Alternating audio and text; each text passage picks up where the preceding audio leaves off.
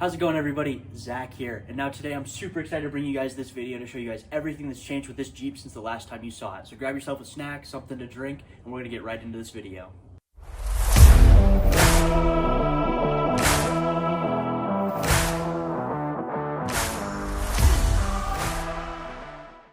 So let's get right into it with the front of this Jeep. Now, from where you're sitting, it may not look like a whole lot has changed, and for the most part, that would be correct. However, we did do a little bit of work to the front to kind of prep it for everything that's going to go on. And obviously, we've made quite a few other big changes that we'll talk about a little bit later. In the front, mostly what we've done has been a 1-inch body lift, a 1-inch motor mount lift to kind of get the radiator and the engine up out of the way for up travel sake for the front axle and the steering stuff, get all that kind of figured out so we can actually really shove that full bump all the way up. The other big thing that changed up front is we started doing some more grinding on the axle side to prepare for coilover brackets to be attached on the axle, and then obviously prepping the frame for the coilover bracket to be attached to the body, to the frame and body. Now, as you can tell, not really pushing the axle forward at all. It's not really changing locations. We're just fixing that front up travel and fixing the ride height, really. A few things will change. Obviously, the inner fenders are going to have to change. Some of the way the engine bay is laid out is going to have to change, but we're still a ways out from being able to do all that stuff. We need to really start getting the front all figured out before we can do that. As you can tell, the windshield is down, so there's an awful lot more that we've done to the Jeep since then, as we've been kind of waiting on parts and things like that. So we're going to jump right into that next bit. We'll talk about where the Jeep is going from here, what kind of plans have changed, and what we've done to prepare for all of those changes. So yeah, let's jump right into the back of the Jeep.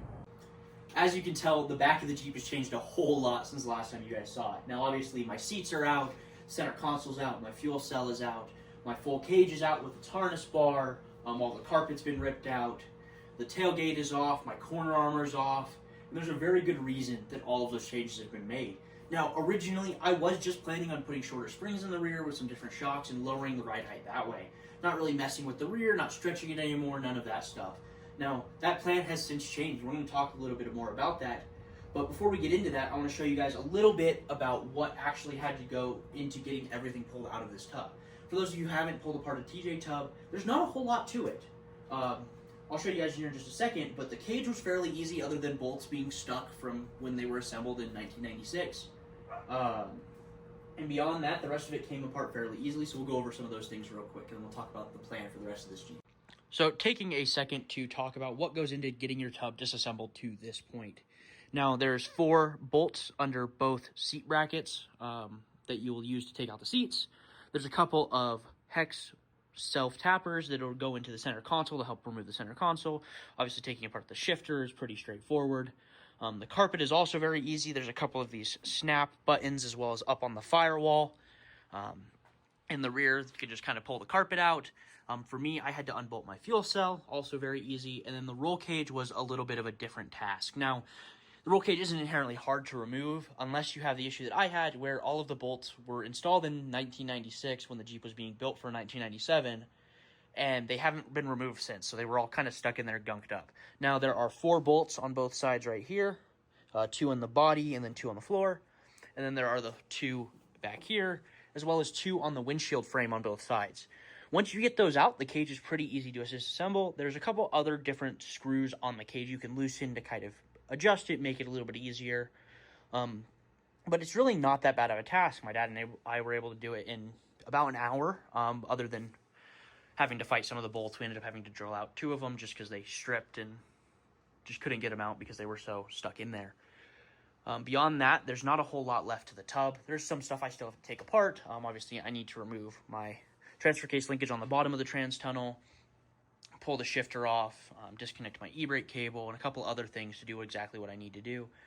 But all in all, that's really all it takes to disconnect your tub. Now, one thing I did not know is that in order to fold your windshield down, you actually have to take out the bottom bolt on your windshield frame because it goes into the tub.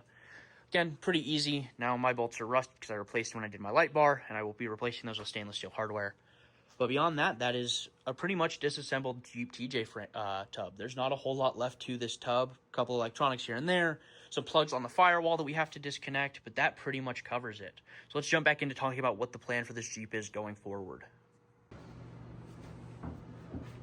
So moving on to what the plan for the rest of this build is. Now, like I said, everything has changed quite a bit since the last time you saw it. And one of the biggest things that changed is actually just the overall plan for what this Jeep is going to be when it's done. Now, as I've said probably a few times throughout this video, I had just intended on cutting this up to fix the ride height, because a lot of people noticed it sat really tall. Now, a couple things have changed. First and foremost, I'm going to coilovers in the rear.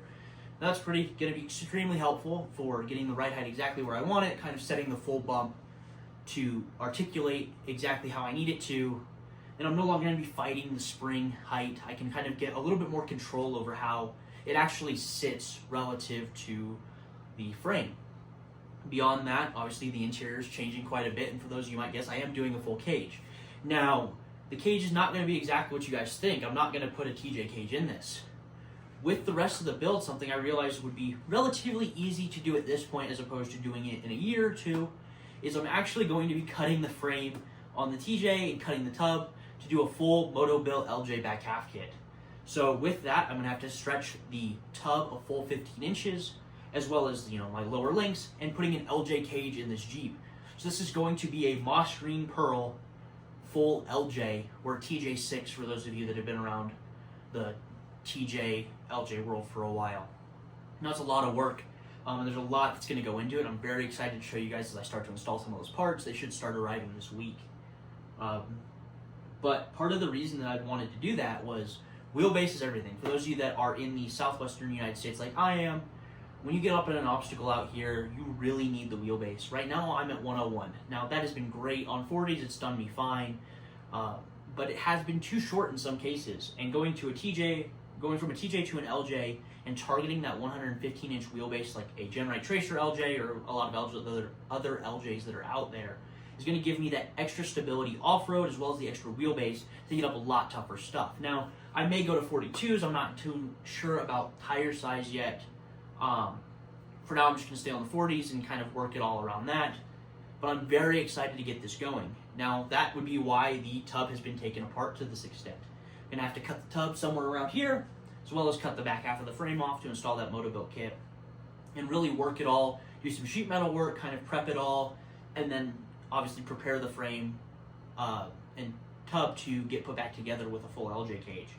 Now, there's a lot of work that's going to go into that, and the more I take apart, the more I realize how much work there is. And I'm super excited, like I said, to show you guys the process, some of the parts going on, give you guys a review of some of the tools I use, just some stuff that I found to be super helpful, some processes I found to be super helpful. But yeah, that is the plan for this Jeep. We are no longer going to be Project Keeper TJ. We're going to be Project Keeper TJ6 or Project Keeper LJ for those of you that have been sticking around for a while. And I'm super, super excited. I've wanted to do this forever. Just didn't really have an opportunity to. And now we are there. So thank you guys for watching this video. I really appreciate each and every one of you that made it this far. If you don't mind dropping a comment, sharing it, liking the video, all of those things help me reach other TJ owners, other people that might be interested in my content. It really just helps me as a whole. If you're interested in picking up some merch, my link in the bio has some merch for my Project Keeper Motorsports. I'm really excited to share those with you guys. They're pretty comfortable, and I really like them, and it helps the channel a bunch. But as I get into the process, I'm sure there's going to be a ton of questions, because this is something that really there's not a whole lot of YouTube content for. If you guys have any questions, feel free to drop them in the comments, shoot me a message on Instagram or on Facebook, and I'll try to answer them as best I can, if not in the direct messages with a new video or in my next video. So yeah, thank you guys for all of your support. I'm super excited to show you guys this process, as I've said 100 times already. Well, we're going to get into it, so I hope you guys have a good one, and we'll catch you in the next video.